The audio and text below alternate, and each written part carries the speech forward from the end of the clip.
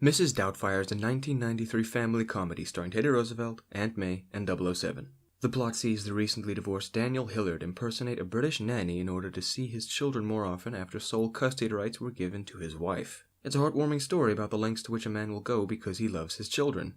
And there's no way it could be made today. Having a birthday in the house. It's not that the movie hasn't aged well. Mrs. Doubtfire is hilarious. Robin Williams brings his patented brand of heartfelt comedy to the table in a performance that all ages can appreciate. But by today's standards, Mrs. Doubtfire is a racist, sexist, bigoted, transphobic, xenophobic movie that encourages hate. Seriously, if you have seen Mrs. Doubtfire, then you probably enjoyed it. But that doesn't change the fact that you could make a drinking game out of finding hate speech in the film. Every time a joke is made at the expense of trans people, take a shot. Every time someone says or does something that would directly lead to their being banned from social media, take 2 shots. And anytime any kind of joke makes you laugh, giggle, chuckle, or quickly exhale from your nose, report yourself to your local authorities because you just got enjoyment out of offensive content. I have 2 girls and a boy.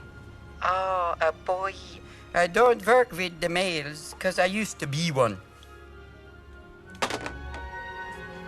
Yikes. Let's be honest about this. Mrs. Doubtfire is an objectively good movie. It has laughs, stakes, and most importantly, heart. And let's also acknowledge the fact that no matter how good-spirited something is today, it is still liable to scrutiny by the most easily offended generation of humans ever to exist on Earth. It is for this reason that Mrs. Doubtfire could not be made today, not by any fault of the movie, but because our society has embraced sensitivity and tolerance above all else. Objectivity has been thrown to the wayside in favor of relativism, and because objective standards no longer exist, the most virtuous thing one could possibly do is to be tolerant and accepting of everything. This goes for art and culture alike. No matter how primitive or detrimental a foreign culture might be, we should accept it for what it is purely because that culture is unique and differs from ours, whether it's for the best or not. No matter how terrible a piece of art may be, we must keep in mind that art is subjective, and therefore a piece of art is only as good as it makes you feel.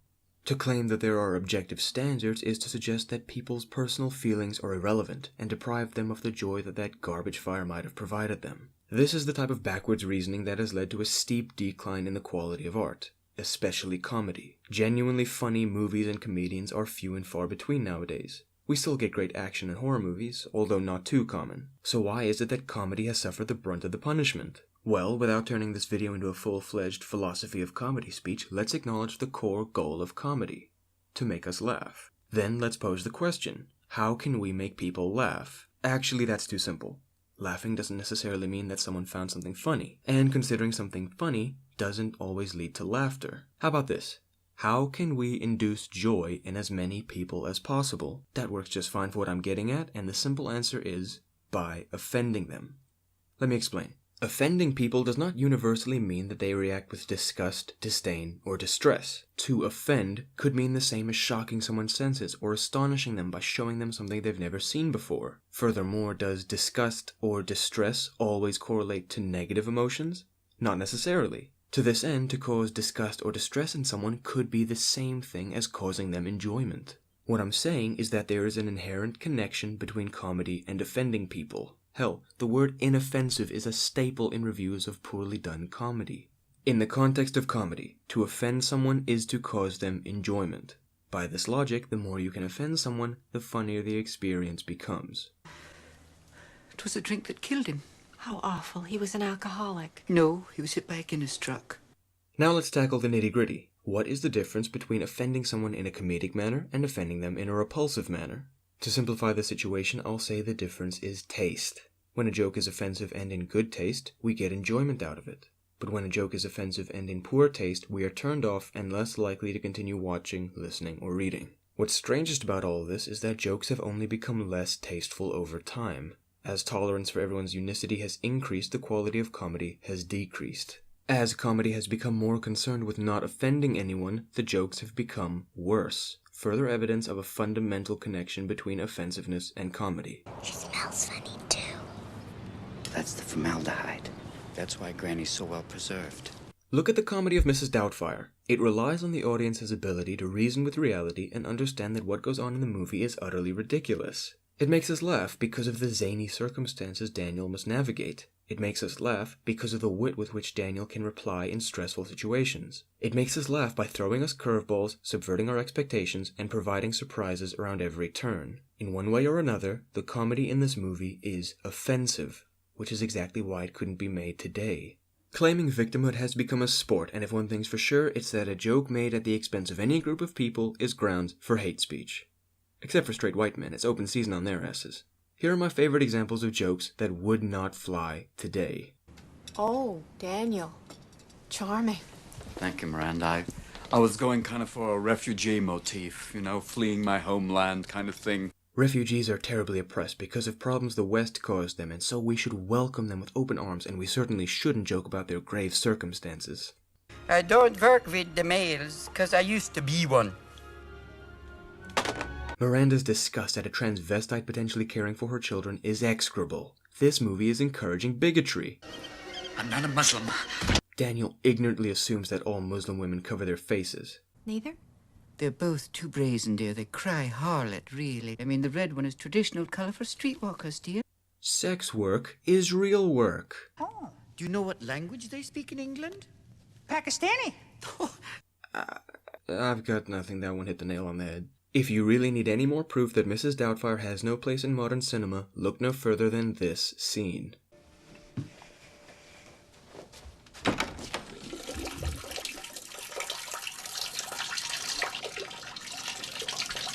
Oh my God! Chris, wait. Lydia, come on. You gotta call the cops. We gotta dial 911 now. Why? Well, Mrs. Doubtfire, he's a she. What? He's half man, half woman. What? Yes, I swear. All right, everyone. Now, just calm down. Freeze! Just relax, please. He's gonna get it. In the balls. Yeah. She's got him. She's got everything.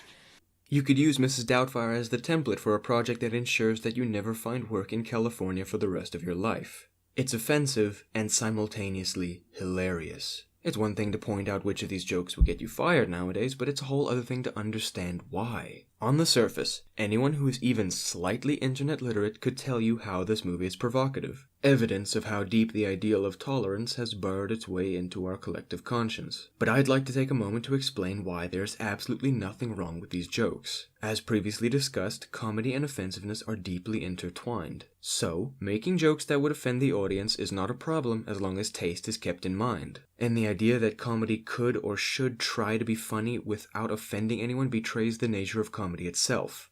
Who truly benefits from jokes being safe and inoffensive? Only one group of people, and that would be virtue signalers. No one is being protected by not being made fun of. They're just being deprived of humor relevant specifically to their culture, creed, or ethnicity. I was going kind of for a refugee motif, fleeing my homeland kind of thing. This joke doesn't come at the expense of anyone. Contrary to what some ideologues would have you believe. People all too often use the term refugee when they mean to use the word immigrant.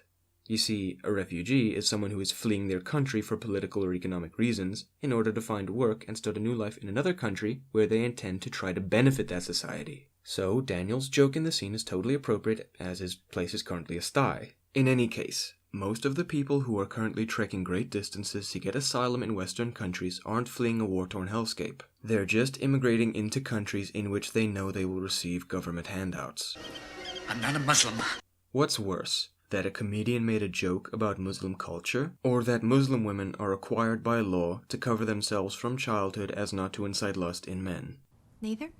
They're both too brazen, dear. They cry harlot, really. I mean, the red one is traditional colour for streetwalkers, dear. Prostitutes wear scantily clad outfits. This is a fact of life.